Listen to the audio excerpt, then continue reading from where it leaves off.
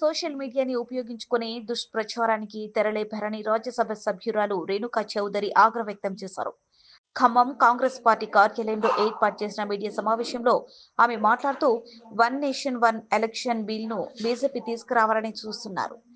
ఒక ఎలక్షన్ ను 8 రోజులు నడిపే మీరు దేశం మొత్తం ఒకే రోజు ఎలక్షన్ నిర్వహించగలరా అని ఆరోపించారు.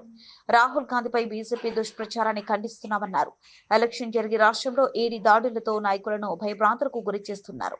మాటలకి జీఎస్టీ లేదు కాబట్టి బీఆర్ఎస్ పార్టీ నాయకులు ఏదైనా మాట్లాడతారని అన్నారు. చెల్లెలు కొన్ని రోజుల క్రితమే జైలు నుంచి వచ్చిందని, మిగిలిన వారు జైలుకు పోవడానికి సిద్ధంగా ఉన్నారని అన్నారు. మాది మాటల ప్రభుత్వం కాదు, చేతల ప్రభుత్వం అని, దానికి నిదర్శనం కొత్తగూడెంలో ఎయిర్పోర్ట్ నిర్మాణానికి కృషి చేస్తున్నామని అన్నారు. మన దేశంలో ఇంకా ప్రజాస్వామ్యం బ్రతికే ఉందని, ఈ రాజ్యాంగాన్ని కాపాడుకునేది కాంగ్రెస్ పార్టీ మాత్రమే అని, దేశంలో తెలంగాణలో నెంబర్ 1 స్థానంలో నిలబెట్టుకోబోతున్నామని స్పష్టం చేశారు. చేసుకొని ఒక దుష్ప్రచారం జరుగుతూ ఉందనేది మీరందరూ కూడా గమనించండి.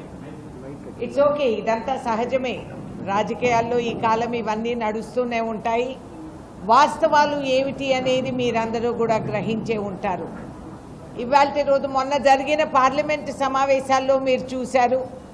అసలు ఒక హేళనగా వాళ్ళు పార్లమెంటు ప్రొసీడింగ్స్ని తీసుకోవటం, రూలింగ్ పార్టీ వెల్లులోకి వచ్చి అరవటం, మంత్రులు సైకిల్ చేయటం, వాళ్ళు నిలబడటం, మేము కూర్చొని ఉన్నాము సరే వాళ్ళు అరిసేది అరవని, మనమైతే వాళ్ళ హౌస్ అడ్జర్న్ కాకూడదు అని చెప్పి కోరిన వాళ్ళమి.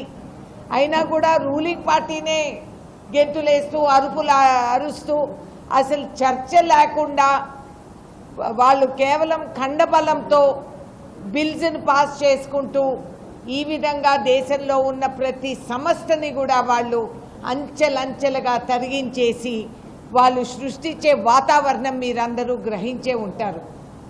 One nation one vote one bill అని చెప్పి తీసుకొస్తున్నారు. అయ్యా, నాకు తెలియక అడుగుతున్నాను.